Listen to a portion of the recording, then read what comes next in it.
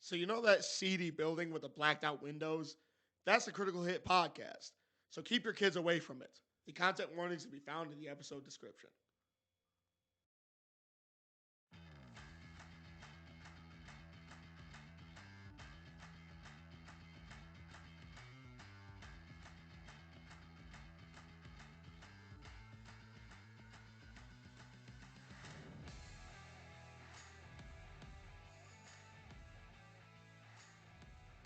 Hello, world, and welcome to another episode of Critical Hit, a podcast where we drink beer and talk about everything. I am your host, Red King. With me is Crimson and Chrono Warden. Hello. Hola. Tonight we are trying Pumpkinhead Ale by Shipyard Brewing Co. And we are talking about TV. We're talking about watching shit. Because this is what we do professionally. Yeah, we just sit on our asses and watch TV. Evidently, Netflix is offering that as a job. You just get paid to watch shit. Hold up. I quit. Are you all ready? Yes, we're ready. We are Critical Hit. This is Pumpkinhead Ale.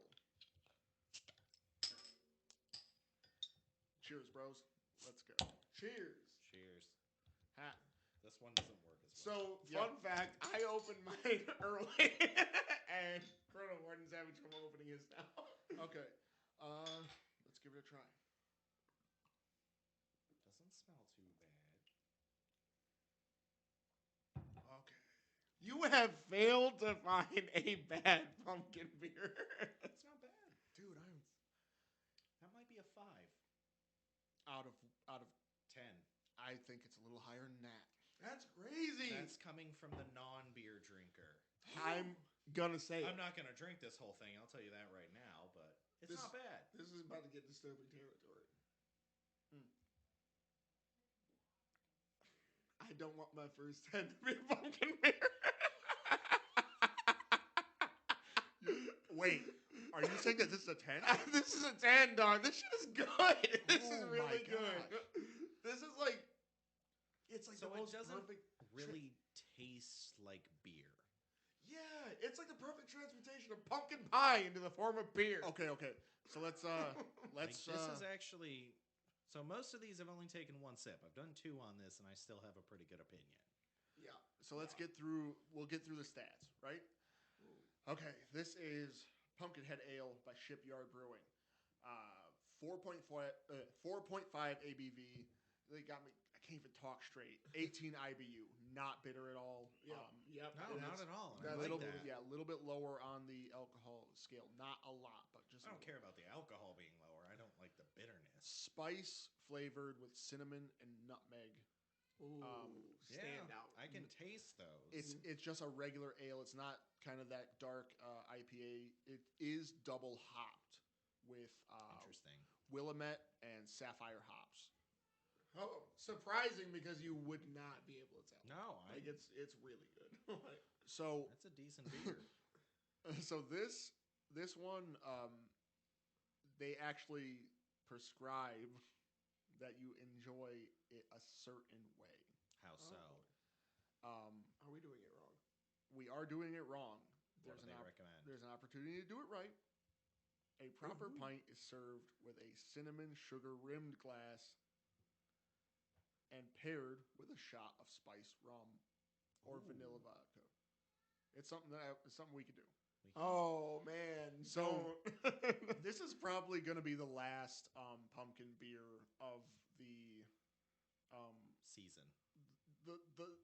the spooky season, the fall flavor thing that I've attempted to do. This shit is so good. So let's we're gonna talk a little bit about Shipyard Brewing. Started in Smell the pumpkin.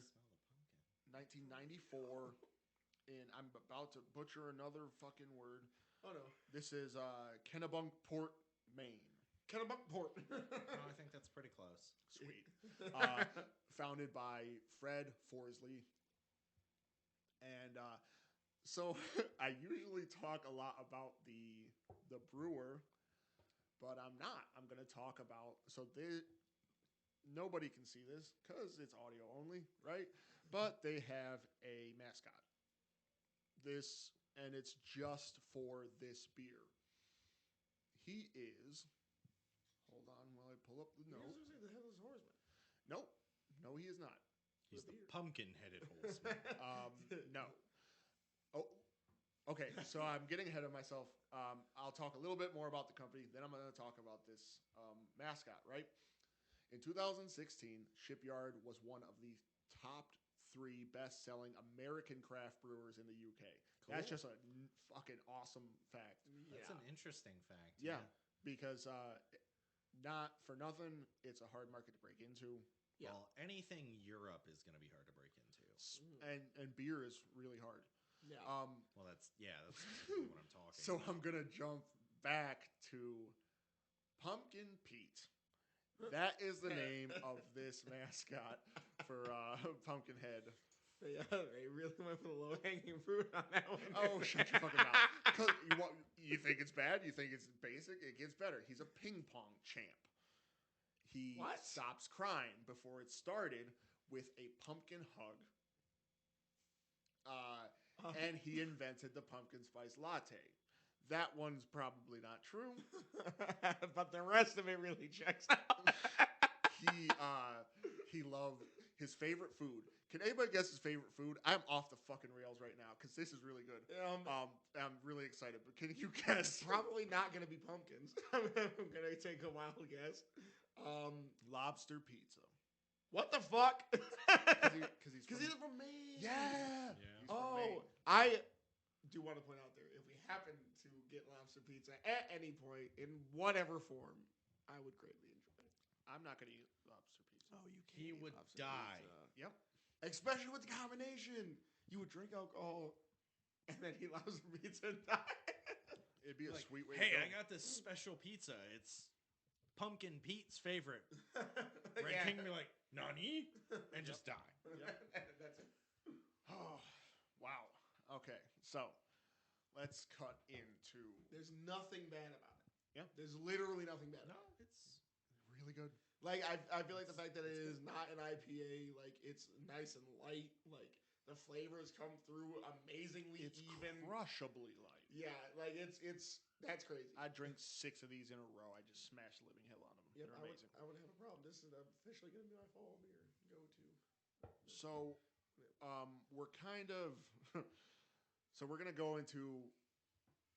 Like when I picked this idea for an episode, I was like, "This is gonna be easy," but then I'm like, "What the fucking hell? What am I gonna talk about?" So it's TV, right? Everybody, we sit here and we watch TV. I mean, the average American, I think the number's about like at least an hour a day of some watchable form. Now, smartphones have kind of changed that metric a little bit. It's a little bit like, well, it's easier to Anything watch with a stuff screen. on. yeah, and you have the screen more often. So the idea of how much you watch a day is kind of askew. If we're talking me, I've watched probably countless hours per day of just content. Yeah, you're just constantly at a screen. Scrolling on Facebook, stupid stuff like that. But like TV is kind of changed. Obviously, it's 2022, and cable is garbage. Cable was kind of garbage when it came out. Let's not beat around the bush, Come on, though. but there was no alternative, and There people was over the air, which is still an option. That's right, folks. Your taxpayer dollars can get you free television. All you need is an antenna. Ooh. don't come at me like that. So we condone free TV here. That's it. I condone. Remember when? So if you live in an apartment and you get cable, and somebody knows how to climb a pole and run into your line. Yeah. And now they have cable, and your picture is fuzzy. You remember that? Yeah. Old people problems. That was. I'm sure it's probably different now. Yeah. Yeah, they just do it remotely. Yeah, they don't they even send a dude out anymore. They just steal your fucking password. So you know who you are. So That's why I don't share my Wi-Fi password. So I guess we'll pummel into it, right? we'll talk about. It's kind of shitty to compare it. It's like apples to oranges. Well, it really isn't. It's more like apples to piles of shit. So like the average streamer pays like $40 a month over like a couple of different services. Yeah. After your fun little introductory rate, you pay like about $200 a month for cable if you want to get like the extra channels and the movies, right? Like but HBO this is the and what have you. fucking problem, right? Had multiples of those packages throughout my life growing up. Right. My family, between the 5 of us in the household when I was growing up, we watched about 25, if we were lucky, of 900 channels. 900 channels and still nothing to watch. Yeah. A lot of them were just duplicates, like. Right. The Well, fact you that you had Disney Channel East, Disney Channel West. And then it's like, oh, here's the on-demand. Instead of having like because eventually they did make a big on-demand channel. Yes. But then for a while it was just like pay-per-view, and it was just like there was 100 different pay-per-view channels, all with like the different or the same shit, just in different time slots. Yes. So I tried to like kind of pinpoint where that streaming kind of caught on, and it changed the way that people started to consume. Like, well, it was really Netflix. Netflix was the first one. Well, yeah, but streaming video started kind of like, because I watch more YouTube right. than Netflix, and that's where I kind of looked this up, right? So YouTube became popular in 2005. And that was where like everybody was streaming, and that kind of paved the way for Netflix, which originally started by just renting out DVDs. Yeah, they'd mail them to you. Yep. My dad had that version. You know, they still GameFly still exists, and Netflix still rents DVDs. They do. What? No, so here's my favorite thing, right? Netflix is coming out with a show about Blockbuster. That's kind of fucked. Yo, that's the video version of just dancing on your enemy's corpse. Yeah. Right. The one meme of the Flash from the CW series over Oliver Queen's grave. Yes. Absolutely. Yes. Block Cuckster. Oh my Oh! Yo! Emotional damage! You cut him deep. So just a brief side tangent here. One of my favorite stories I read in the news recently is a kid got arrested for buying alcohol underage because all he was doing was bringing a Blockbuster card around with him. And they were like, oh, you're good. That's kind of impressive. Okay, so that's really lazy. That's also emotional damage to me personally, because I was there around the Blockbuster time. Back in my day, we went to a store and waited in line and looked at shitty kids' movies, Barney and Godzilla. Could you imagine renting the Barney TV series on a VHS? I've never done it, thank God. I personally have no experience with renting So, Barney. 2 older brothers. My oldest brother, so this was before I existed. Oldest brother wanted to watch Godzilla. Middle brother was younger, liked Barney. Got Barney. Oldest brother couldn't watch Godzilla. Oh, that's sad. Godzilla. Oh. Okay. Nice. So, Netflix, we're getting into it. Netflix, here's some stats. It's got the largest subscriber count of any service, any streaming service currently available. Largest, despite about 66% of their subscriber base admitting to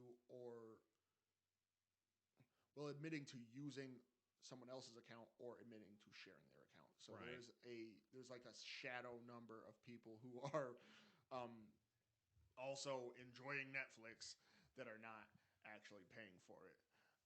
They were like, how dare you? No, I share. I think I share. Maybe I shouldn't say it. Well, Well, it's fine because they're living in it. Right. So, let's try to get away from breaking the law. It was Really not, though, technically speaking. Because if you have the 4-screen option, doesn't matter what screens you're on. He out of line, buddy, right? If I'm paying for the service if I can have 4 screens being watched at once, why does it matter what 4 screens it is? See, he's got a dangerous mentality. Yep. And it's 100%. Well, but We're here's like the thing, mom right? territory right now. I Netflix- own all the games that I emulate. I just don't want to scratch the discs. Netflix just keeps upping their price, right? They just did another like $2 price hike. Yep. Yeah. For what? Right, and that's Bummer. now they're about to add a basic option where you can run ads. What has Netflix big thing always been? Ad free. Yep. So let's talk a little bit about. We're gonna try not to dunk too much on it, too much on it, too early. We could do it later, but could you imagine a world where Netflix went by its original name? What's its original name? Strap in, motherfuckers. Kibble. What? Kibble. That was its original name. Isn't there a kibble right now? No, I don't think so. I thought. I mean, dog food, but Yeah, kibbles and bits. Why the fuck did you sound exactly like? hey, Kibbles and Bits, contact us. We'll take a sponsorship. Yeah, I could What do the some ad reads. I'm good with that. That was weird. So 2015 was an interesting year for Netflix. Not for any other reason that you would imagine, but 2 things happened. There was a big study that happened in 2015 that linked the binging of series, particularly on Netflix, because that's the one, to depression. Oh. And Well, okay. That actually kind of makes sense, Well, I though, couldn't right? dunk on him too hard. But Well, hang on. There's actually multiple studies really that have been done that we go back to shows we're familiar with and rewatch them because it soothes our anxiety. We know what's going to happen. It's predictable. We have some control over it, right? Okay. So that kind of makes sense that you get this hot new show, you binge watch it, now there's a void in your life, right? Yeah. You're chasing that high, as it were. Yep. Well, yeah, that actually sums it up. Yeah. That's exactly what they wrote. So Another thing for Netflix in 2015, Netflix and chill, the term, gained popularity. That's when it gained traction. I feel like it's older than that. Okay, so there has been Netflix, Netflix and chill. and that's how my kids were born. Oh. All 3 of them. No, so when Netflix and chill, I see your face. Shut your fucking mouth. Hey, I ain't the one that did it, buddy. There's a story behind that, and no one's ever gonna hear it. Yes, none of you will ever hear that. Okay, so Netflix and chill, that phrase was not sexual when it first came out. Well, right. The obvious idea is that you're just like vegging out and watching TV. But then, are you still watching? Are you still watching? Oh my god, Oh, no. We're watching you. we've gone too far. Netflix and clap cheeks. That's where it's at now. Wait, now we're not even trying to hide it. So, with Netflix also involved, I'm trying to get away from it. I'm not talking about clapping anymore. Right. Them With, cheeks always come back, though. So, as a thing, like 3/4 of all American households have at least one streaming service. Cable is really not one of them. Yeah, the problem is What do you still have to go to the cable company for? Internet that's worth a damn. And Ooh, they and got we're you. lucky that in our area there's starting to be a little bit of competition. So hopefully the prices will go down, and I can subscribe to more streaming services. Yeah. Right. So, Yeah, my VPN. yeah. so I have a list. Right. A list of the top 10 TV shows of all time, according to Stacker. The Office is somewhere on this list. It is not. Really? No, Yep. Game of Thrones is on there. Easy. And it better not be. I could spend this whole episode just bitching about that last season. So now we're just gonna start dunking on the Game of Thrones. I'm Yeah. in. Tell me that Gary Newman and George R.R. Martin aren't the same person. We're still waiting on Half-Life 3. We're still waiting on book 6 of Fire and Ice. You calm your fucking self down. Oh. That's too much. So Simpsons. what? Simpsons. The Death Note episode? Ooh. Don't start with me on that. We'll talk about that. So, could you guess? Just what's your guess? What do you think, Stacker? Because I wanted to go. I looked up a couple of these top 100s, and I didn't like them. They were very advertising-y, but this one seems a little bit. The fact that The Office isn't on this list surprises me. That's why I picked this list because like I hate The Office, and they were on way. no, I love The Office. I absolutely love The Office, but there's some better ones. So Well, I would agree there's better Top shows, is Seinfeld. but That's what I'm going. number gonna- one. Number one is Seinfeld. That's gonna. Let's start with number 10 because it builds that suspense. And Fuck keeps- you. Friends If has it's- got to be on there. If it's Seinfeld at number 10, I'm gonna be really mad. Twilight Zone. What? That makes sense. Number 9. You know, the guy that actually did the original Twilight Zone is from our area. He went to the high school here. That's awesome. Did you know there's a new Quantum Leap? Yes, I did know that. I Yeah. haven't watched it yet. Slow Me neither, down, but I homie. want to try. Number 9. Batman the Animated Series. All right, that's This is a legit list. good. Yeah. Okay, so I've read so many articles about Batman the Animated Series, they literally did not allow time-referenced pop culture in there. That series is supposed to be able to be watched at any point in history and still be relevant. Yo. It's timeless. They went hard on that. Like They really did. They wanted to, like, somebody like mentioned, "Oh, we should do an episode with like a Michael Jackson style story in it," and they were like, "No, that is a reference in time. We are not doing that." Yo. Ooh, genius. Geniuses. Yeah, like actual people who cared about the craft and really took it so seriously. So that's the thing, right? Just before we continue, DC's animated series have always fucking slapped. The Justice League cartoon, Oh. Justice League Unlimited, Batman the I still- Animated I Series. still even remember even that. Young Justice was really good. Yes. Yeah. I still remember the opening theme from Justice League Unlimited. Right. When they went hard on the guitar. I loved Yeah. it. But so here's the thing, right? They came out with a new Justice League that has a more childlike animation style, I want to say. It's still pretty good. Like, it's Huh. got a lot of the same voice actors in it. It tells a lot of the same stories. It's just not that older animation style that we're used to. I like the older style. I do too, but the new one's actually really good. And if you get the chance, check it out. I think it's on Hulu. So Oh.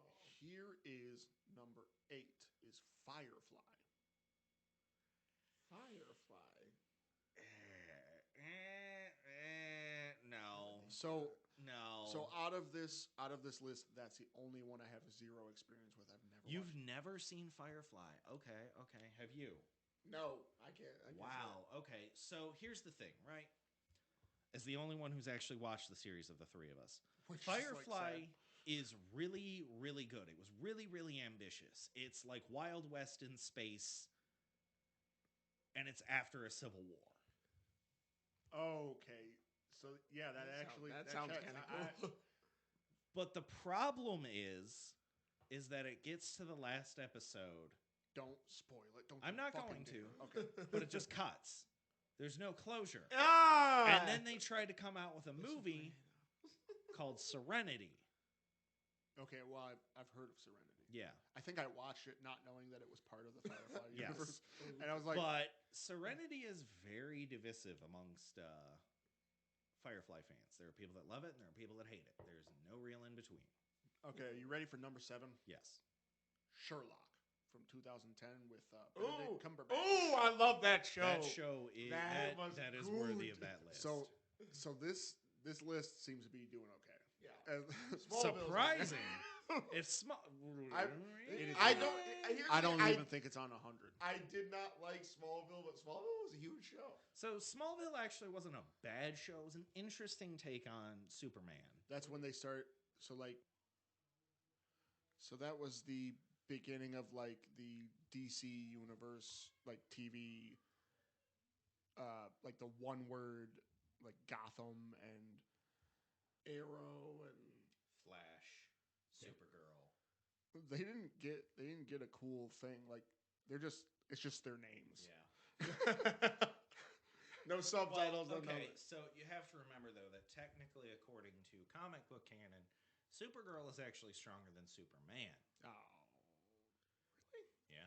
oh wait, they're both full-blooded Kryptonians. I gotta get through this list, right? So, the number 6 spot. Speaking of cutting directly to nothing, Sopranos. Really? Yes. Really? So Okay, The Sopranos is not better than any of the 4 shows that have preceded it on this list.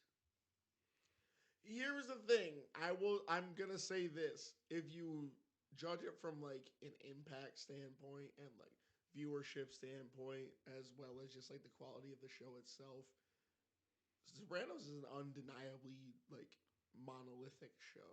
Okay, but endings are important. Yes, which is why I think it's in 6th. Because Right. a lot of people thought that was an amazing, like the best show, and then next thing you know, the ending was just like, yeah. So, so now we're about to disagree even more because number 5 is Rick and Morty. I don't know. Rick and Morty's really fucking good. I don't think Here's the thing. because this is is it better than Batman the Animated Series? No, the fuck is though? not. Here's the thing. No. This is what I'm gonna say. Rick and Morty. I love Rick and Morty. Right. I love that show. Fun as hell. Awesome. I'm not even sure Rick and Morty is better than Community, Yeah. Hear me out, man. which We're- is another we're about Dan to- Harmon show. we're Yeah. about to catch some hate. I know, but like It's the here- fucking internet. Let the keyboard warriors come. But That's all they're doing anyway. So Fair enough. No, it's just not good enough in its own right. Like it's jumping between this like, oh man, people are they're convoluted, syndicated plots and and they want to keep taking shots at like long running stories, and they keep telling long running stories. So I think one of the other problems is that there's been no real big character growth for Rick, right? Yeah, no, Morty has had some growth, Yes. but Morty's mom, Beth, has had more character growth than her dad. Yeah, And that's kind of sad because, like, it would be nice to see Rick, because there's been signs where he does regret shit and he's pulling his head out of his ass. Right. But then it's like you almost get into the Homer Simpson territory, right? Where, like, in the beginning of Family Guy and The Simpsons, Peter Griffin and Homer Simpson weren't bad fathers. They were just kind of stupid. Right. But one of the most famous scenes in The Simpsons is Homer putting up sticky notes over it with a picture of Maggie, where it's like, originally it says, "Don't forget, you're here forever." And then he puts sticky notes up to say, "Do it for her." And it's a picture of Maggie. And that is a beautifully poetic scene about what fathers go through, right? Yep. yeah. But then now it's just Homer is an abusive dickhead idiot. And that's it. That's the show. And yeah, like every single animated sitcom father does that same thing where they start out just kind of like a regular pitch, and then they kind of have some character growth because it's kind of, even if it's a comedy, it's impossible not to do that. Right. And then all of a sudden they swing hard like a pendulum back to just being, and not just the start where they're just okay but dumb, but they just turn into complete assholes. Right. And that's the thing, and that's kind of the problem that Rick as a character has. That if Rick is not an asshole, Rick is not a character. Yes. But, so if you look at it from a classic literary standpoint, Rick is his own worst enemy, and he's showing no attempt to grow over that. Yeah. Which becomes old in and of itself anyways. Right. So the show is trying to take hits at the thing it's becoming. Yeah. Like episode 3 Star Wars, right? Obi-Wan's like, you've become the very thing you swore to destroy. Yep. Yeah. That's kind of where Rick and Morty's going. So, And I still like the show, but Yeah. like, Just not a number 5 of top 10. of all time. Yeah. yes. Now, number 4 on this list is Game of Thrones. No. Game of Thrones shouldn't even be top 100. Oh shit! No. Shots fired. Yep.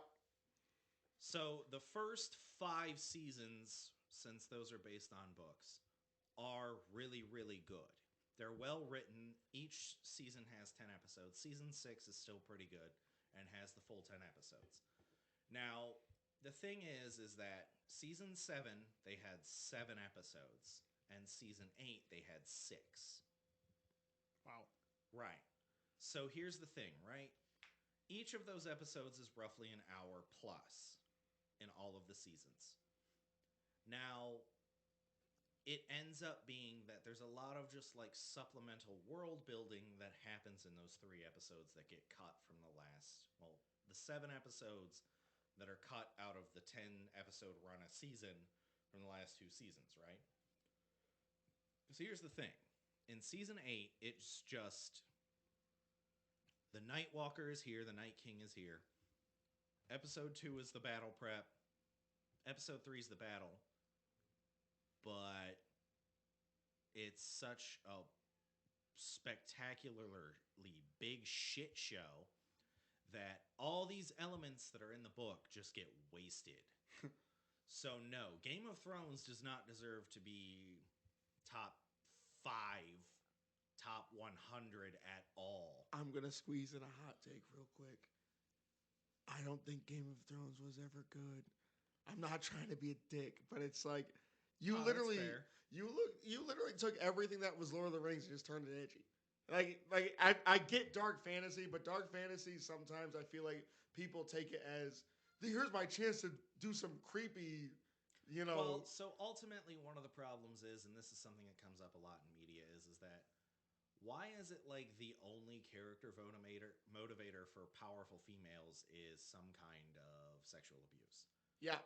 Yep. And that's what I'm saying, because it's like Yep. every one of the female characters, every single one of them. And when I look at the author to Game of Thrones, I am going to say there's a bit of a, Well, okay, so not every female character.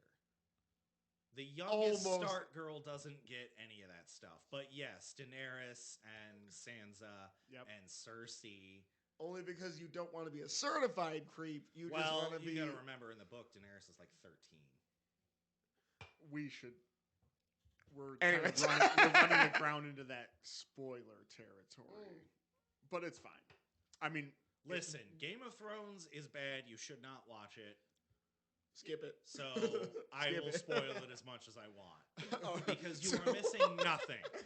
oh shit! All this build up and shit means nothing. Shots fired. Are you ready? We have made it into the top 3. Yeah, let's see what Stacker's top 3 shows of all time are. He started out with a lot of confidence. Now he's like, fuck. I mean, they really flipped it at the latter half of this fucking Right. list.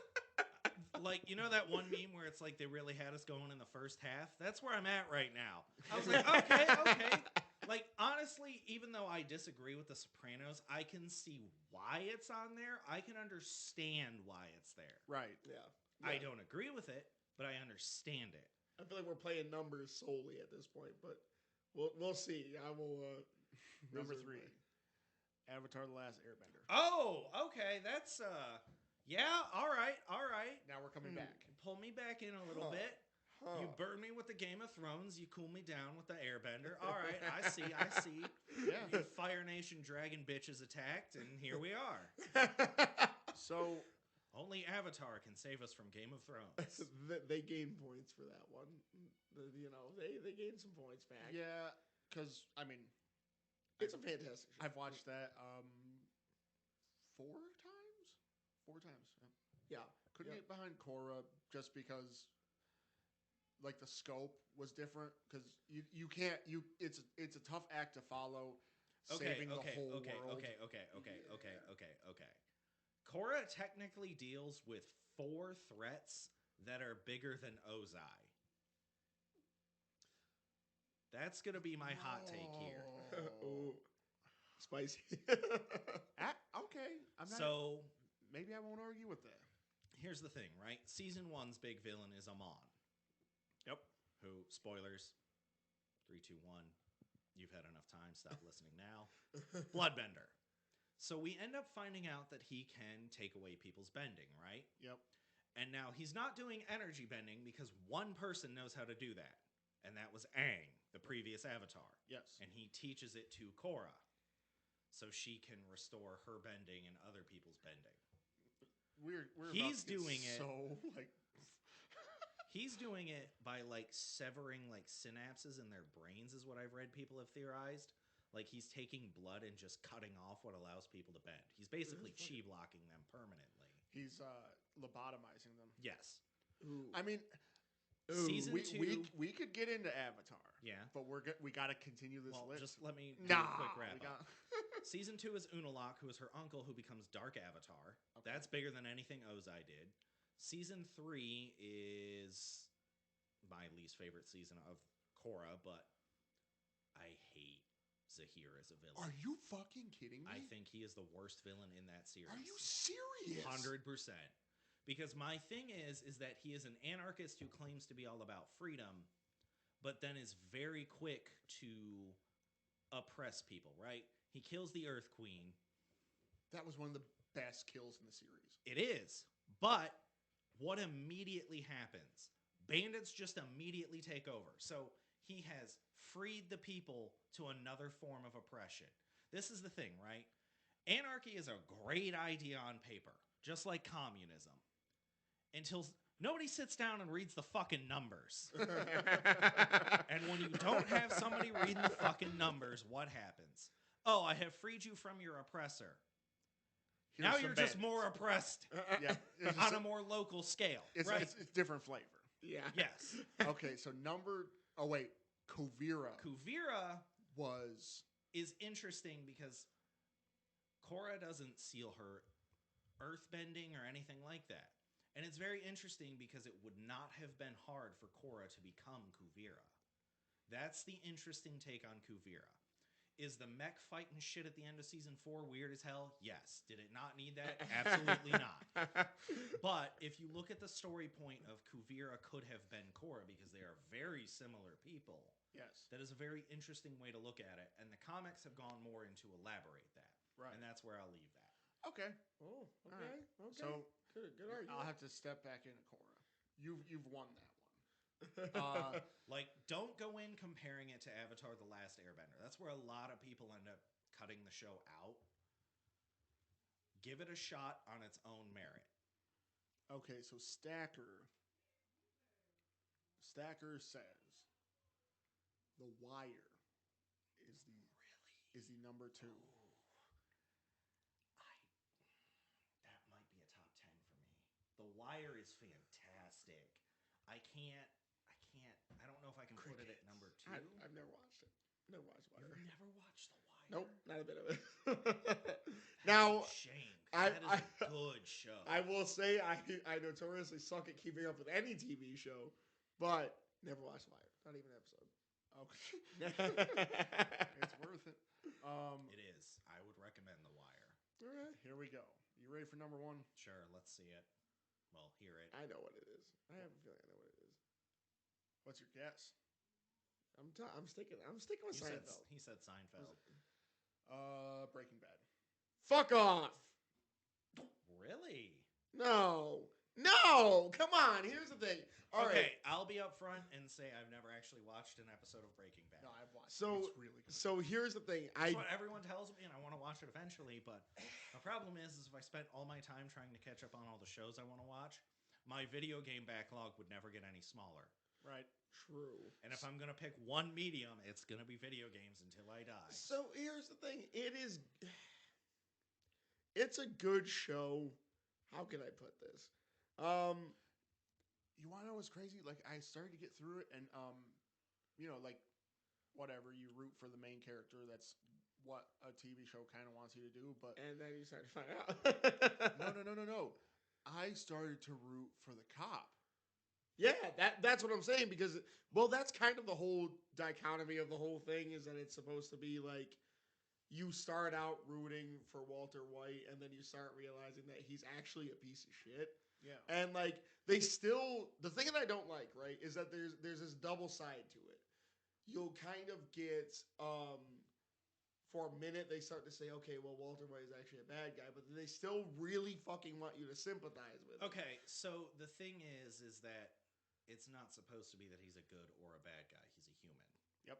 That's the big thing about it. You break good, you break bad. But he's a piece of shit. So There are plenty of piece of shit human beings. Jesse's life was ruined because of Walter White, and Yes. he was his student.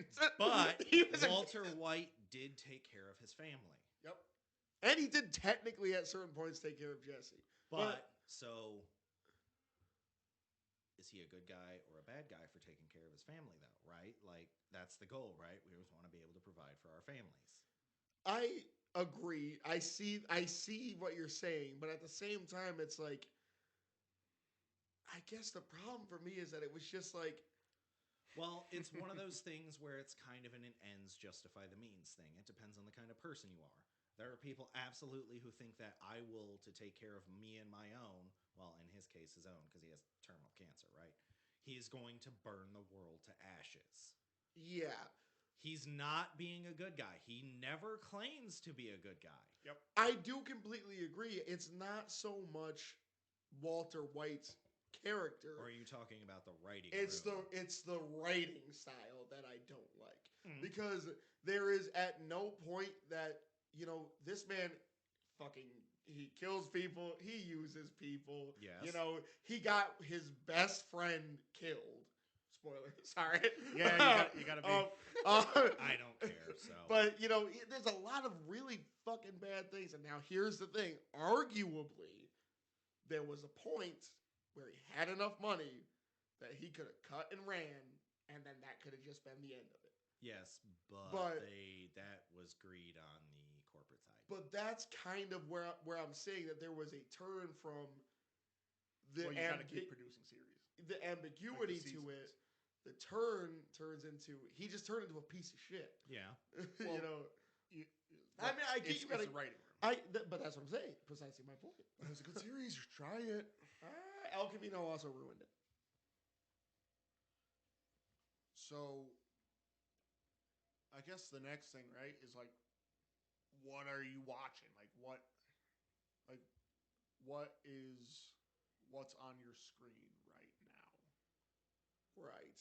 So I actually have it's a show I actually just recently rewatched, mainly because of the music that went along with it. But it was actually an Italian cartoon show that was localized by a all British voice cast of mainly one guy, and it's called Tear Along the Dotted Line. Never heard of it. So here's the thing: it is relatively new, and it's on Netflix. And the story is basically written from the perspective of a comic book artist, which the actual guy, I forget his name off the top of my head, but the actual guy who wrote the story himself is a comic book artist. And the escapades of the main character, whose name is Zero, which is kind of funny. And he has a armadillo that acts as his conscious, basically. So Harley and her beaver. Yeah, more or less. And So the whole idea is that any escapades that the character Zero goes through is roughly based off of the actual comic book artist's life. Right. And Okay. so he retells it through this cartoon or this comic because it did originate as a comic. Right. That was animated into a series. Now, the thing I really like about it, there's two things. It has gotten me very much into Italian prog rock. Prague. A lot of Italian indie bands, and I'm like, it's actually stuff that I put on and listen to in my car. I'm like, that's nice. It's really good soundtrack. I got to give it that. Interesting. The other thing is, it was like it was a touching story because I'm not gonna. I don't know. Maybe I'll just tell you the story. No. You got. I'm not gonna spoil it. But what I am gonna say is you'll notice that if you listen to the voice acting, you'll notice something really key at the very start of the series that gives away the ending of the series. Whew. And Oh, it it's is one of when those. it hits. Ooh boy, man! It's like a ton of breaks. It's like the saddest shit I've ever seen in recent time in a cartoon show. But it's such great I don't know. storytelling. Encanto exists. No. N-O. Listen, there's a lot of Or things. Onward. Or Inside Out still. Yeah. Okay, Inside Out's not as sad as Onward or Encanto. No, when that imaginary friend. Yes, yeah. it's a very good scene, but compare it to the entirety of the movie of Onward. Fuck yourself. I hate that movie. No, you don't. You hate what that movie did to you. Yeah, like He's like, nah, I'm not even gonna talk about it that. didn't do shit to me. I've got no emotions.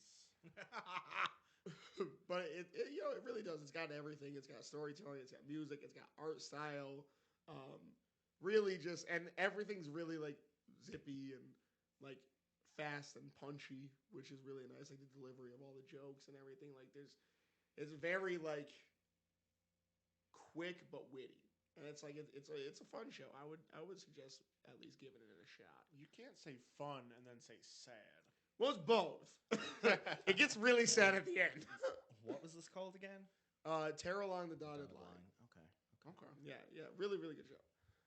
Like the opening theme. It's so good. It's so good. Chef kiss. Yes. All right. Well, I guess I'll go next.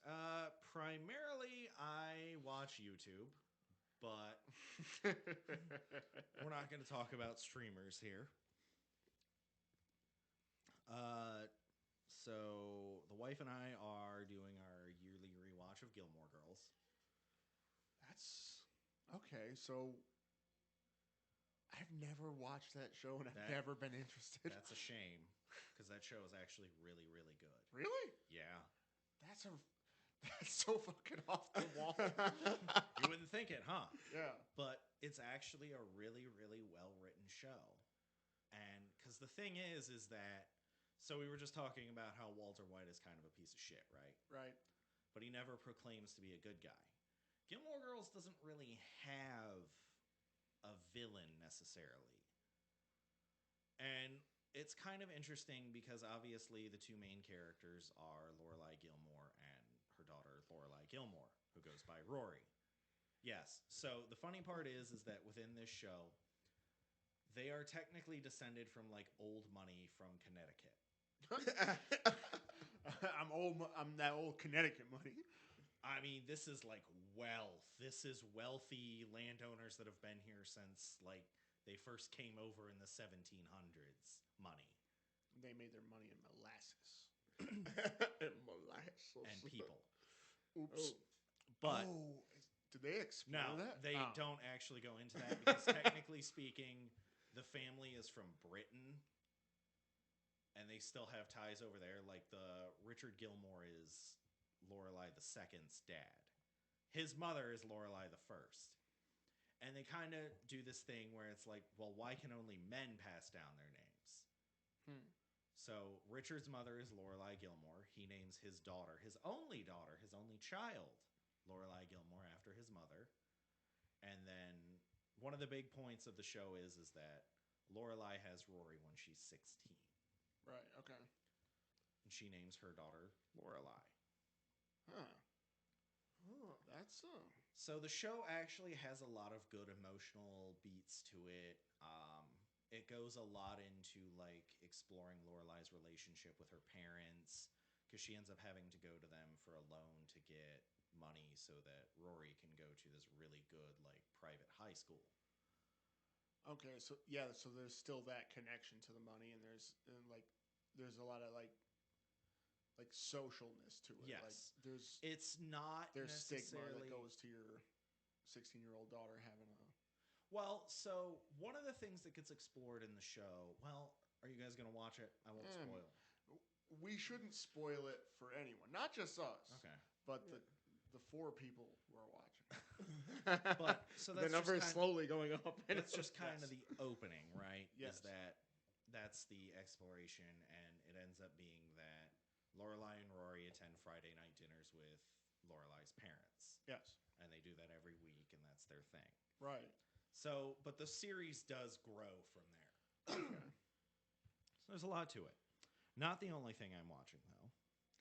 My wife and I actually recently watched. So, do you remember the show called The Mole from the early 2000s? The mole? Yes, it was an Amazing Race style show or Survivor Oh shit! I remember where that. somebody was trying to sabotage. Netflix just made a new version called Who is the Mole?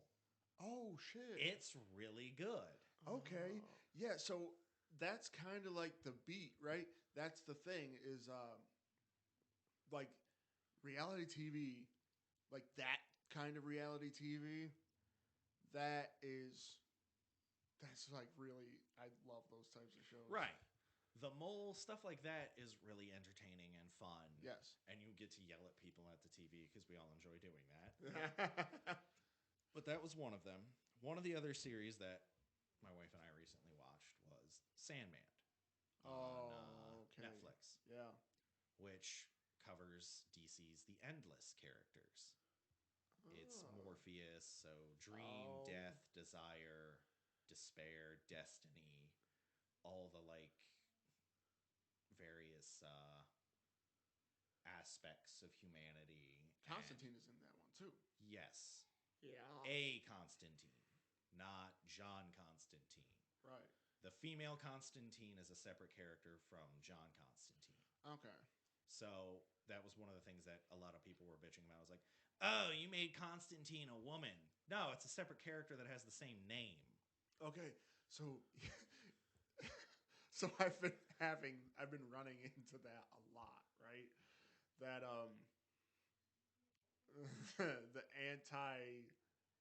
the anti chick protagonist keyboard warrior, like As I said, let them come because that's all they're gonna do. Yeah.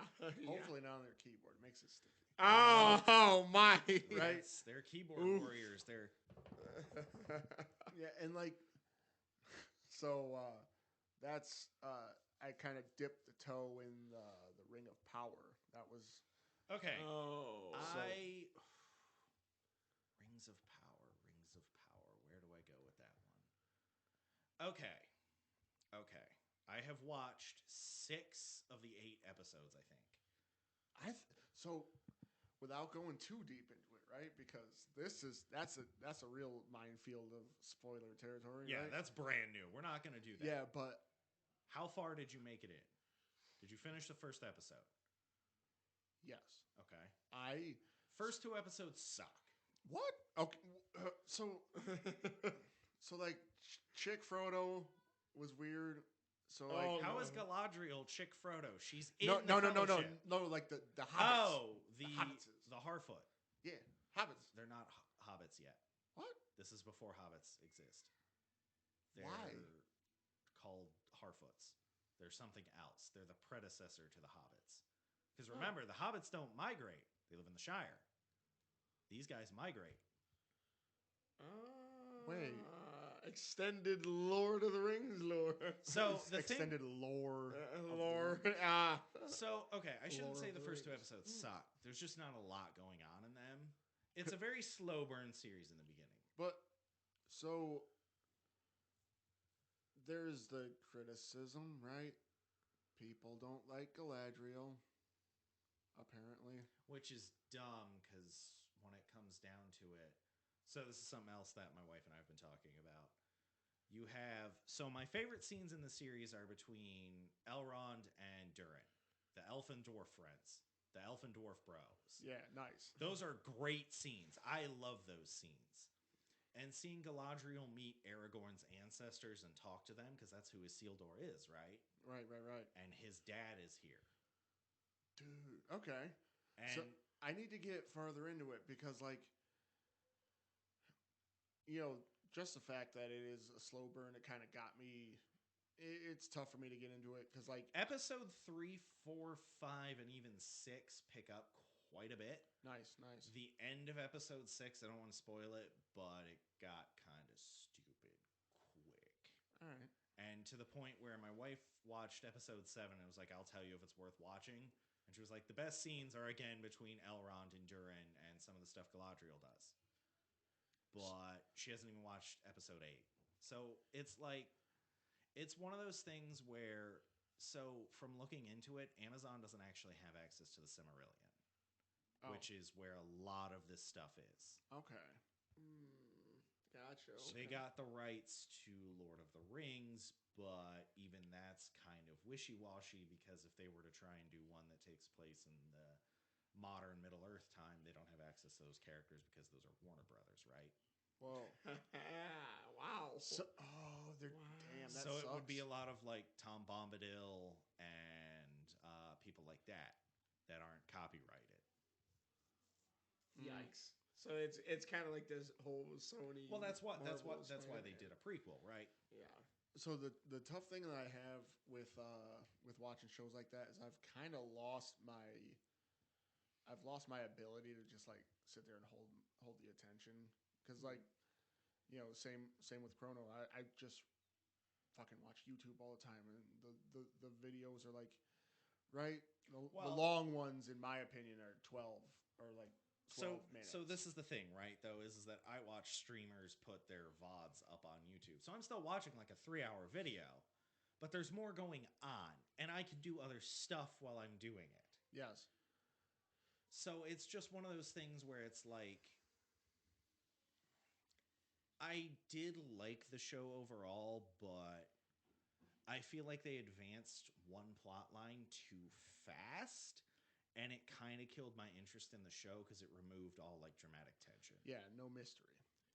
I think, and not specifically speaking on this show because I haven't watched it, but I do think that there is a deeper problem to like being unable to capture the watcher like they used to. Like writers are getting worse and worse and worse. I feel like I don't know about that because that's the thing, right? Formula became. I kind of agree with Crimson because the formula begins to be a little bit. You notice it more and more and more and more. Well, so speaking on that though, Sandman kept my attention. Sandman is a fantastic show. Now maybe it's because it's Neil Gaiman, but Rings of Power has very well written parts. But where I was going to go with this is that so video games are still an evolving media, right? Right. We play them quite a bit. We are D&D players as well. But video game stories are growing better every year. Maybe not the AAA ones, but the indie market is filled with fantastic stuff. Right. Yeah, maybe not from a gameplay standpoint, but from the writing and the concepts. The gameplay still. It depends on the game. But there was one I played called Fey Tactics. Right. Which it's on Game Pass, Crimson. You should check it out if you like Final Fantasy Tactics or anything like that. Right. But it starts out with like it's a girl, her dog, and like this weird bird chick that she saved. That's your starting party. And she herself is a mage who can summon. Now, magic is very rare in this world, so for her to just pop out and start summoning creatures, the Fae, that's why it's called Fae Tactics, because you get cards that are Fae. People are like, what the fuck are you? There's only 3 witches in this world. You're not one of them. Huh. So it starts out really, really good. The story in that game, now mind you, I haven't actually beaten it yet because I got a little too collector syndrome-y in it. Right. But it's one of those games that it has a really good story. Yes. But I think I can say video games have started telling better stories than TV. I would agree. Because I don't know, maybe it's the format, maybe it's because there used to be. Well, okay, so here's a game that came out in the past few years that has a beautiful story. Ghost of Tsushima.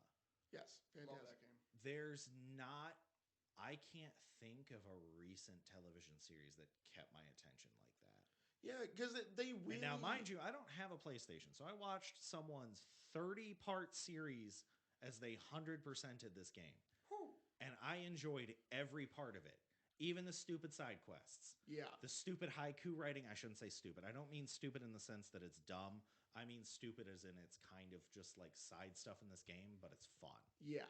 It got me into haikus. Refrigerator. That is the most important word to know if you're going to write haikus. Yes. I'm not reading haikus. Yeah, I was holding my breath waiting for a haiku. Not happening. But refrigerator. Insert 7 syllables here. Refrigerator. I just think that. Wait. Yes.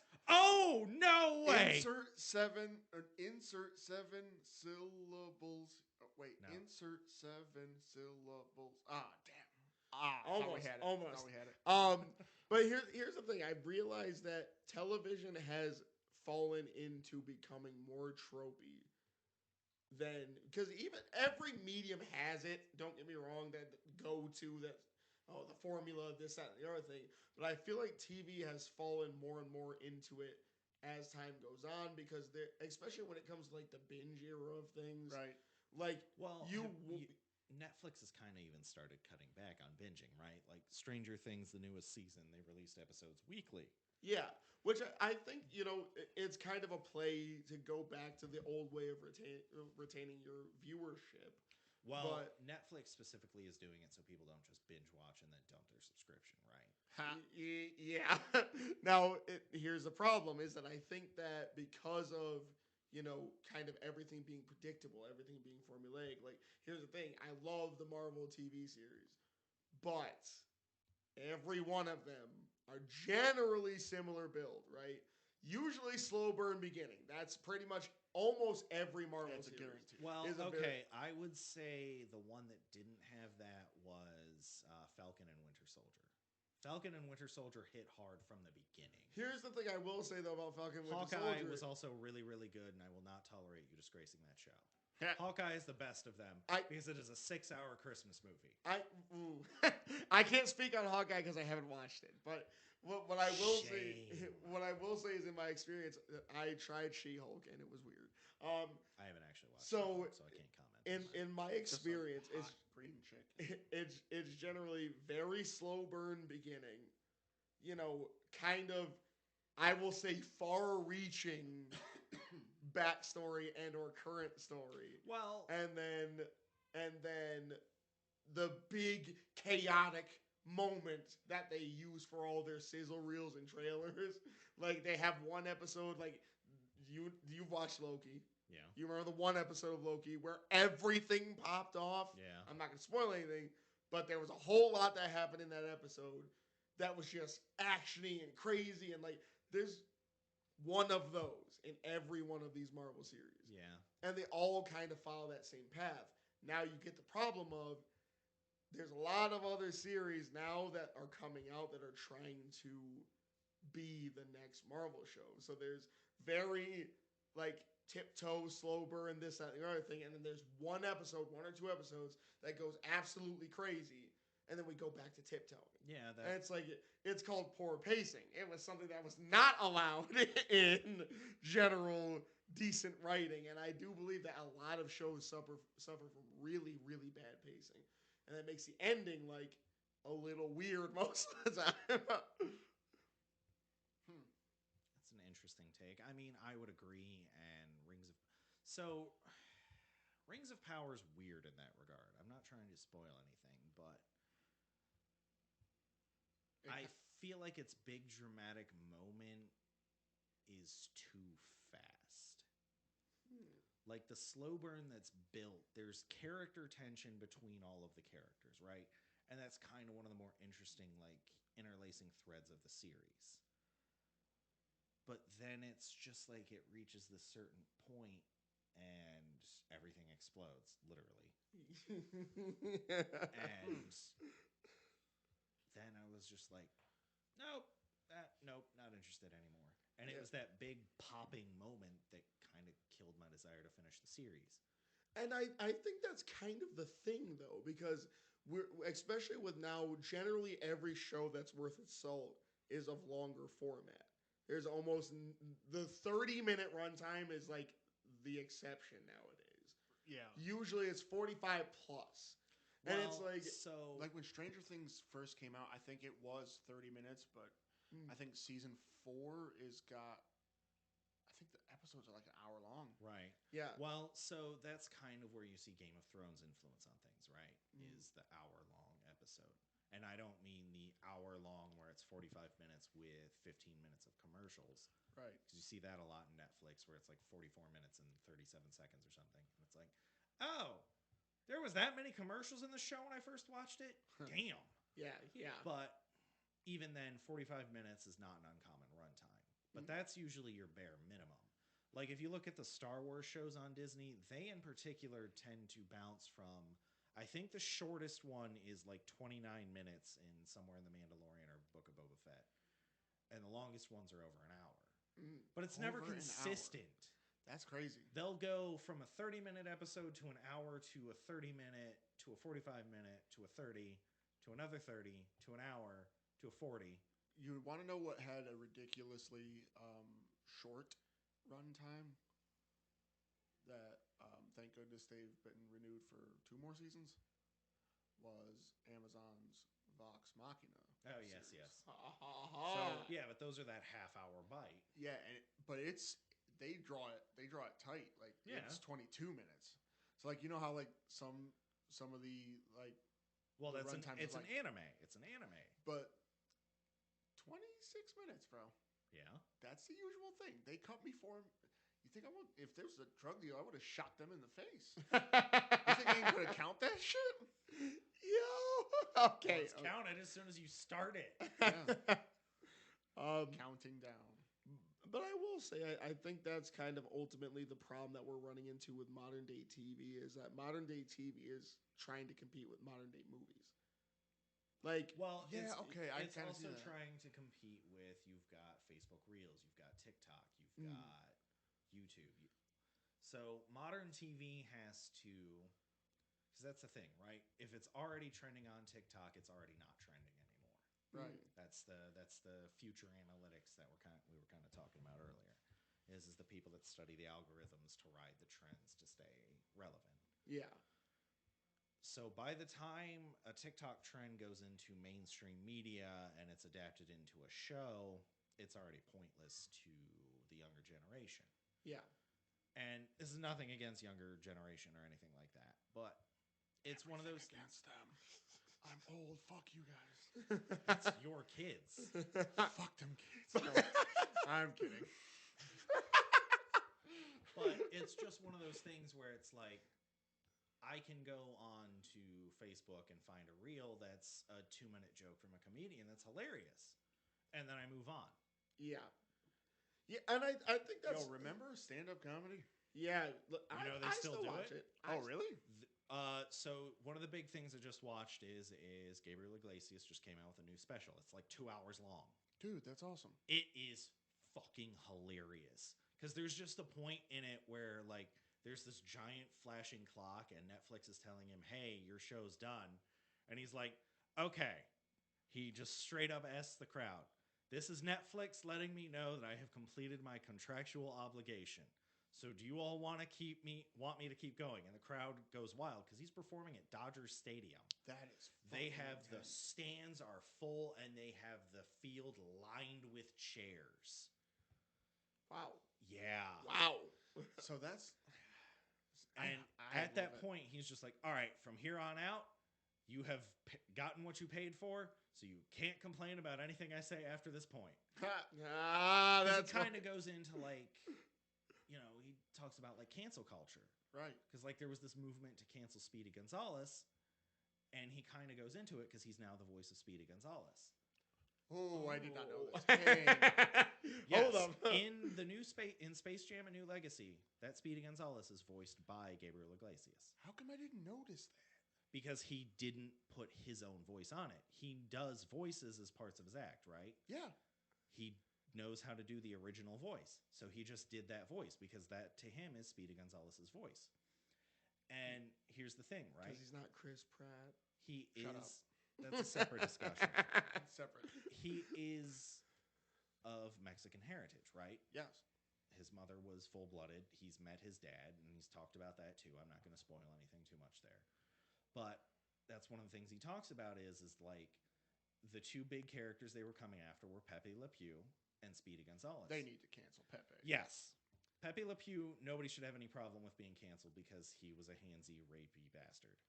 But Speedy Gonzalez, you got to remember, in his household when he was growing up, that was like his only representation. Yep. And what was Speedy Gonzalez's crime? He's fast? That's cool. If you put that on the Flash, that's a superpower. Yep. Why is that different? Yeah. And it's one of those things where he like talks about it, and it's kind of like cancel culture doesn't try and explain what you're doing wrong, right? Yep. And it's a matter of, I think it's one of those things where do you believe in forgiveness? Because what happened with James Gunn between Guardians 2 and 3, or 1 and 2, I forget which. They fired him for tweets from like 12 years ago. Yep. And it was our generation that was like, no. Hold up. Yep. Yeah. You can't. So if anything in the past is available to get you canceled, then that means that's stupid. Yeah. There's a certain point that Just don't keep doing it. Like you gotta grow as a person, obviously. Well, right, But, but like, this is stupid shit he said like 12 years ago. He apologized for it 12 years ago. This is another thing that Gabriel actually goes into in this new special. He almost got to host the Oscars because Kevin Hart said he wasn't going to apologize for, again, it was a tweet from like 10 to 12 years ago, that he apologized for 10 to 12 years ago. And the Academy was like, well, you need to apologize again.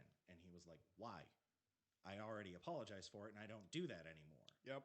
So the problem becomes Pepe Le Pew, we all agree, needs to be canceled because that was a disgusting character. Yep. Speedy Gonzalez wasn't guilty of anything. Yeah, he was cool as fuck. He was just a Mexican rat mouse. Yeah. But I enjoyed Speedy Gonzalez's cartoons when I was growing He was up. cool as fuck. No. I always enjoyed his cartoons. Well, I think that if we can have in our legal system a statute of limitations, I do believe that we should have that in our social media space is a statute of so here's limitations the of thing, saying right? dumb shit. If Because we're about to say so much dumb shit. Well, Yeah. if you apologized for it, that's it. Why is that not the end of it? If you Yeah. apologize for it and don't do it again, that shows growth, right? Yeah. You have been called on a stupid behavior and you have adjusted. Yes. Now, I do also want to point out If someone smacked me in the face, if I could get a genuine apology from them, we cool. well, Right. And that's my face. Well, so fuck your words. also too for like I mean, and I won't call out any specific scenarios only because I'm not trying to rustle feathers, but I also do think what people consider to be stupid or insensitive or blah blah blah, there are things, yes, that are indeed just not good and they were never good. Right. You know, Pepe Le Pew is one of those. yeah, there's a lot of things, however, that are only not good by a standard of a very, very soft, modern eye looking at it. And it's like, now here's the thing. I'm not saying that, old school stuff, we're talking about anything racial, anything this, anything that. I get you Yeah, wanted to Just say, shelve that. yeah, shelve that, get rid of that. Old Bugs Bunny cartoons start getting a little weird in a few episodes. Get rid of them. Okay, I completely support you in that. However, like you're mad at comedians offensive. Yeah. Because that's comedy their is body of crazy. work. Yeah, that's their whole thing. It's just Like a Well, comedian right. just talks shit. Yeah. It's one thing if a comedian just runs up and it's a ghostly white dude and he just starts dropping N-bombs. Yeah. That's insane. That's insane, and yes, you should not do that. Yes. And then you sit But there. if he's like, oh, I'm from a Polish family, and he starts ragging on Polish culture, that's technically his culture. Yeah. Just chill. And it's like, and you start taking the venom out of the snake, and then you sit there and you wonder why. Oh man, this is boring now Because I kind of gave up on stand up because that was the thing. Like that was basically my TV deal. Like so there are like three things, right? That was always my go-to for TV. And maybe this is the perfect segue because there's stand-up comedy, there's reality TV shows where they customize shit. Right. So Top Gear, stuff like that. No. I was talking about like Pimp My Ride. Oh. And overhauling. Okay.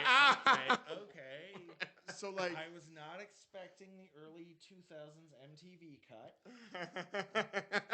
So I'm not even gonna lie, like that was my TV shit was early 2000s VH1 and MTV. So like the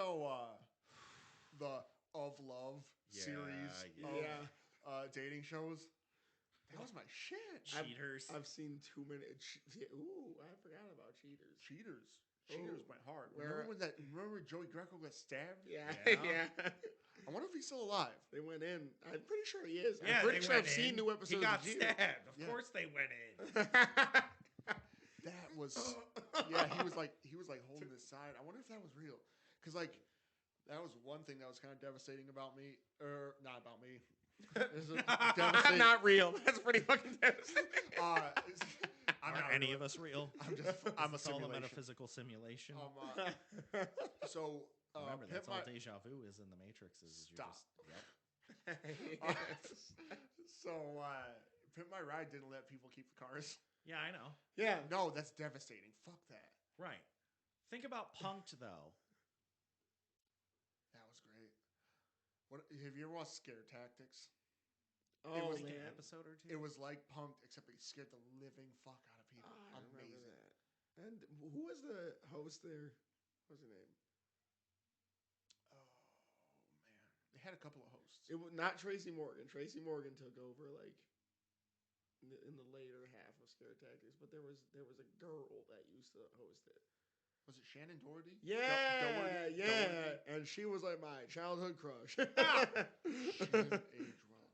No, not at all. But I mean, not trying to be rude, but not at all.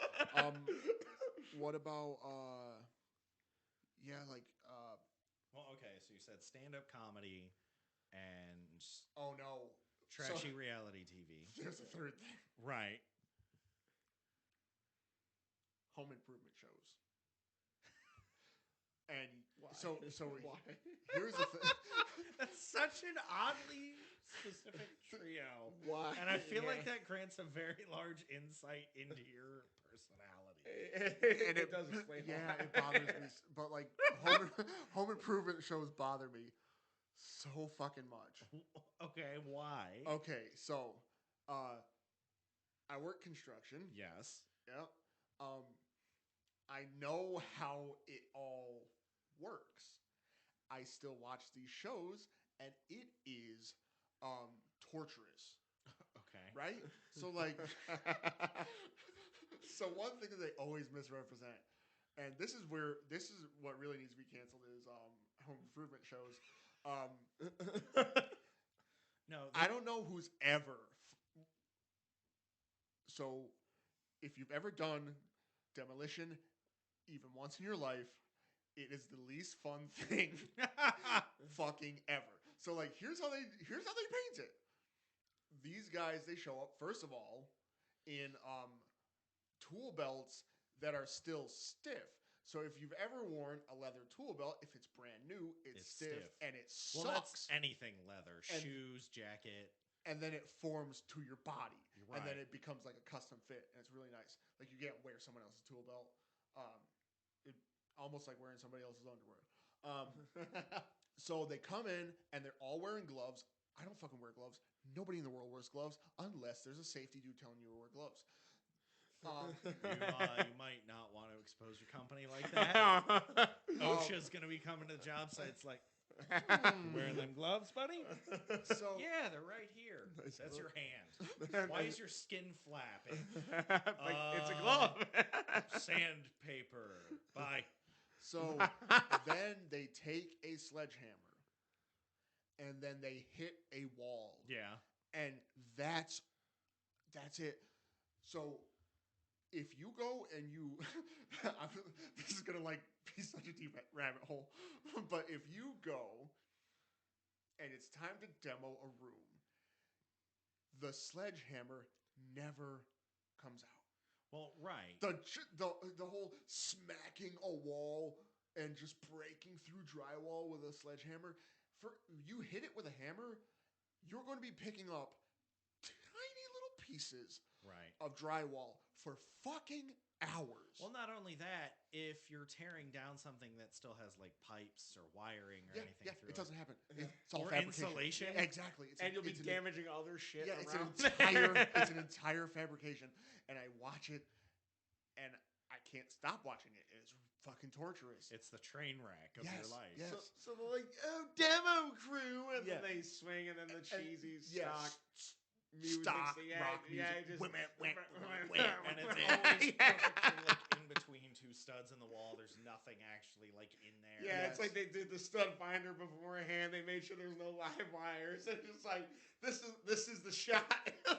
Yeah, and so I've used it like true blue demo. I've worked construction for like 6-7 years. Yeah. In demolition, I've only used a sledgehammer 2 times in earnest. Okay. The rest of it is just like a sawzall. You cut the drywall. Right. You just cut off the whole wall. No, you just try to take big pieces, so you get to throw them away, and you're not cleaning up, and it's stupid. I used a sledgehammer 2 times for demo, and one time it was stupid. I was trying to break a cast iron tub, and I fucking fucked up my wrist. I remember that. It deflected off the inside of the tub weird. And if you were wearing your brace for like 3 weeks Yeah. afterwards, and what did you do? Yeah, I was screwed. That was recent. Yes. Yep. So that wasn't even demo. You were just screwing around with a sledgehammer. So that's my 3, right? Yeah. And that third one, it's so the other ones I kind of enjoy, right?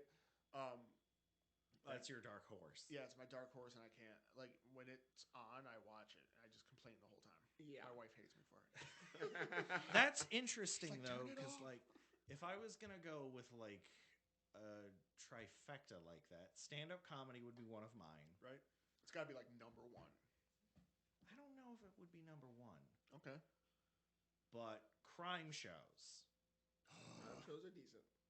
Whether it be something like Criminal Minds or like actual like identification crime, discovery stuff. Yes. That was one of my other big ones. I guess just kind of in that vein, that would be my reality TV was stuff like that, or just like History Channel stuff. Not the weird ancient aliens, but my dad and I spent a lot of time watching like World War II documentaries and stuff together. Which, deep cut back to Gilmore Girls, Lorelai's dad in that series is played by Ed Herman, who is the narrator for a lot of the History Channel stuff in the early 2000s. That's cool. That's awesome. And it's just one of those things, though, that if I had to pick a third one, I'd probably have to pick anime. That's what I was going to say.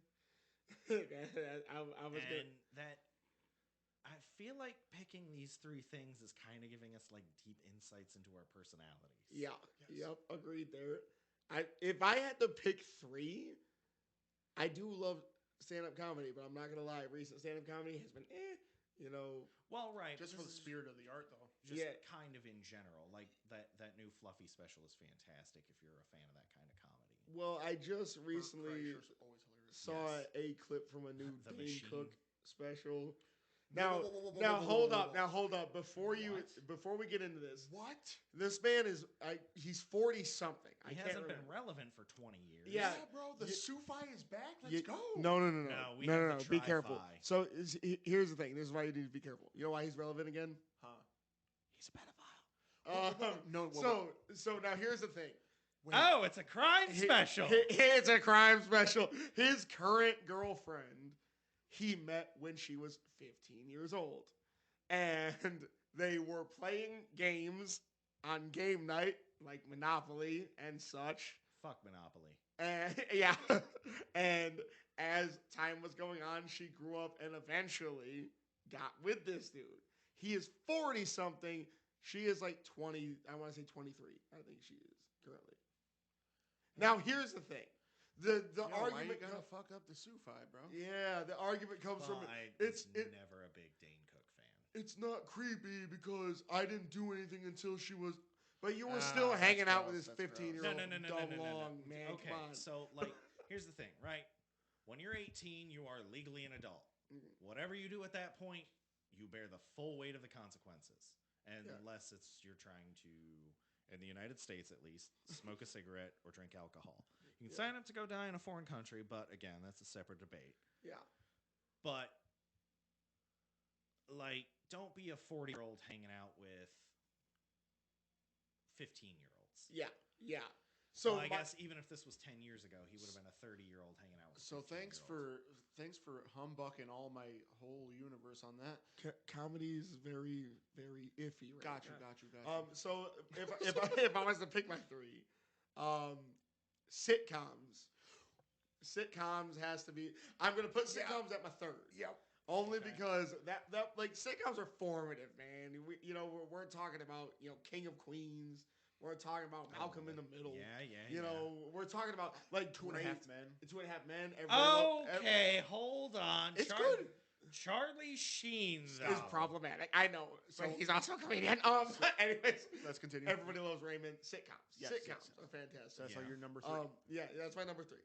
My number two, I would have to say, this is going to be kind of problematic too, because so I do agree with I like the crime dramas, right? Yeah. I like specifically like I've recently been watching Dahmer, and it's like obviously a lot of things are very accurate, but a lot of things are kind of like dramatic flair. yeah, dramatic flair, fluffed up a little bit. But man, there is something about these shows, and it's like it gives you an insight on the person while also being very entertaining. So you like the drama version of it. Yeah, the drama version I of it. love the based on a true story. Yeah, exactly. Now, I will give undoubtedly number one is anime, and this is why. This here is why. Because TV for me, in a nutshell, is summed up in that moment that you remember when no matter what it was, you could have came back from outside, playing outside or some crap. You could have came back from the store, came back from work, whatever it might be, and you sat down and you kicked it and you watched the show. Now, when I sat down and I kicked it and I watched the show, and it formed my entire life, was with Toonami. Yeah. Toonami was absolutely the most formative thing for me, right? It also turned a lot of innocent, well-meaning young bucks into weebs. Yeah, no, absolutely. So here's the funny part, right? Outlaw Star is my favorite anime. Absolute jam. I did not like it when I first saw it. I couldn't wrap my head around it either, but it was I cool. loved it whenever They had the cat girl in it. That was yeah. Aisha Clan. yes. Their opening Not my theme. favorite character. Yes, the The opening theme theme. slapped. The closing. So I think Outlaw Star was actually the first anime I ever watched where they actually had two different outros. You're starting to remember it now, aren't you? And And they were jarring. always like that soft. So it opens with like that. Ba-da-da. It's that very upbeat style of music. Yes. And then it closes out on like this soft piano song. Very somber. But Which I will bump that shit. my favorite character was Twilight Suzuka. Yep. Yeah. Nah. I agree. I agree with you there. I mean, I do like Gene Starr when he's just like Okay, You know that rule of cool shit? Gene is Yeah. great because he's the everyman. You have the child genius, the android, the cat girl, the everyman, Gene. Okay, think about He's basically Star-Lord. yes, Gene Starlin is Star Lord. Oh wow. Jim Hawkins is Rocket Raccoon. There is no Groot. Malfina's Groot. Doesn't talk a lot. Doesn't say anything of. She says quite a bit that's important, and Harry McDougal gets very rapey. Okay. Yeah. So he can go die in a fire. Oh yeah, he's like Pepe Le Pew. Yes. Yeah. Okay. So We will shove his head in the skunk's ass and shoot them into the sun. So as far as my history of Toonami, I have two major things I really wanted to talk about.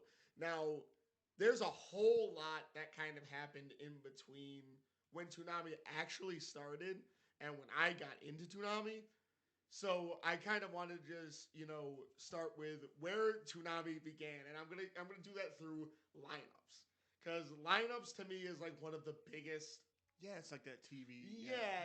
It's because That's how they used to do it, right? it's a scheduling block, Your and TV lineup is how you got people. yeah, exactly. So you sat down for this entire block for Yep. this. Now let's talk about the original lineup, right? So I'm gonna even give you times. 4 p.m. it started, and it started with Thundercats. Yeah. So Why the fuck you gotta put times on it, bro? Now I'm all. yeah, I'm right. gone through time and space. I'm in a time warp. Now Thundercats Remember, time till does this not flow day in a is linear still manner. a very relevant series and a very relevant form of media. Okay, but like, there's that weird Thundercats they came out with recently, and then they had like a cool like animated version that you guys have shown me pictures of that I didn't know they made. Yeah. That one's sick. You should check it That out. one is good. That one is really good. They I- canceled it though. I don't like them. So then 4:30 they had something called Cartoon Roulette. So the thing about Cartoon Roulette is that because you remember What a Cartoon, Yes. you remember Yes. like stuff like that. That was pretty much Cartoon Roulette. Yeah. Like it was kind of a mashup of there would sometimes be like new things, and then sometimes it would just be like a random cartoon they would pick. Yes. So Like film festival stuff. it was kind of like you find out what you put in that spot permanently by like shuffling through a bunch of random. You throw shit at the wall and see what sticks. Exactly. So then after that, now this is interesting because Cartoon Roulette started at 4:30, ended at 4:45, which then led to Voltron. Yeah, Voltron. Which, if we're being technical about it, the premiere of anime in a sense in the United States. I'm sure there was other little things, but the big premiere of anime is Voltron on Toonami. That was arguably the beginning of what was anime in the U.S. Now, It is one of the founders. yeah. Now, here's the thing. It's not the most influential. I will get to that. I Okay. actually have a thing for that. So then at 5:15, Cartoon Roulette once again. So you Roulette in, roulette out. Yeah, so it was kind of interesting because it's like there was two little 15-minute segments where it's like, oh, something interesting. And then at 5:30, The Real Adventures of Johnny Quest, which actually had stuck into the Toonami lineup for a good while. Yeah. Oh wow. And The Real Adventures of Johnny Quest was actually a pretty dope show. It was good. I there remember. were some things that don't age well, do not get me wrong, but Wow. pretty dope show. Now, it started March 17th of 1997, and this ran through January 9th of 1998. Then they start getting into the anime. Yeah. They start, Now, man, that's crazy though. now here's the thing. This is gonna be a bit more for us, right? I'm sure this is kind of like the This most is shifting into the early 2000s. this is the most memorable, in my opinion, the most influential lineup to Toonami. Okay. And you're gonna see it as soon as I talk about it. So this was August 31st to October 2nd of 1998, All right. and we're gonna start off at 4 p.m. with Sailor Moon. Yes, let's go. So that is instantly one of the most recognizable. If you were in early anime, Yeah. Sailor Moon undoubtedly was kind of like one of your big three, so to speak, of that time. Okay. No, just real quick tangent. You know that one song where they're like talking about a bunch of shit really fast? It's that like middle rock song. Sailor Moon actually is a line in that song. And I only found out about that like last week because I was really listening to the lyrics for a change. Yes. I don't know why. That's just when my brain focused. And I'm like, this dude just mentioned Sailor Moon. Yes. Anyway, continue, sir. Now, next up was at 4:30 was Thundercats. Yep. Still there. Again, Thundercats had some Holding staying the line. power, Holding the line. You know what I'm saying? And then 5 p.m. Yep. Dragon Ball Z. Yep. Dragon Ball Z. Yeah. That is the show for us, like our age group. That is the... That is Everybody that still watches anime to this day that is in our age group watched Dragon Ball Z. yes, yes, If you're in it still, you have Dragon Ball Z. absolutely. And Well, to be fair, I don't really watch Dragon Ball anymore. You've watched. Yes. yes, and it you know, it's, Well, when I was a kid, it was great. But now as an adult, I'm like, I can't watch Goku power up for 6 episodes and then miss. And in any other anime, they've... No, and the last, again, we'll say it, 5:30, The Real Adventures of Johnny Quest. Still sticking in there. Yep. So now you'll notice Thundercats and The Real Adventures of Johnny Quest are kind of like the strong American cartoon representation in Toonami. But this little 4-show block changed the entire landscape, Right. in my opinion, and I'm sure in many others, of anime in the United States and Yeah. just kind of the perception of cartoons in the United States. Because there was a point where it wasn't for kids, and then there was a point where it was just, now this is just all kids cartoons, and then that's it. And then next thing you know, here comes anime, here comes Real Adventures of Johnny Quest, Thundercats. Well, right, You because know, that... later on, you got shows like Outlaw Star. You know, later on, you got shows like IDPX was a, and that was like Bo, bo, bo, bo, bo, bo, bo. that. Yes, that was a thing. Zach Bell, stuff like that. But this literally basically led to the creation of Adult Swim so they could get more anime time. Yes, Mhm. yes. And fantastic TV watching. I think. Yeah. I mean, yeah, that's TV. So here's the thing, though, right? The American voice actor for Tom at one point was Steve Bloom, Yes. who was also Spike Spiegel. Yep.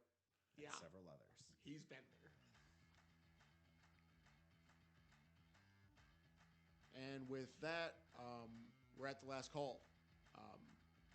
We are Critical Hit. Thanks for having a few with us. We have had Pumpkinhead by Shipyard and talked about maybe more TV than we could have fit in this time slot, but sure, let's do it. I didn't think this episode would actually go as far as it did, but it did. Holy shit. We cut hard. Good job. Yeah. And damn, Pumpkinhead. Yeah, I that was... think it's a new October bop. It is. Yeah. Weird. Okay, like that was my thing, right? Yeah. The only beer I liked anywhere near as much as this was Dragon's Milk White. We're gonna have to do that again. Yeah. I want that one cold because I feel like that would be the one. All right. So we will see you again next Thursday. That's the time slot. Next Thursday. We will see you again next Thursday. Till then, drink hard and play responsibly. Peace, boy.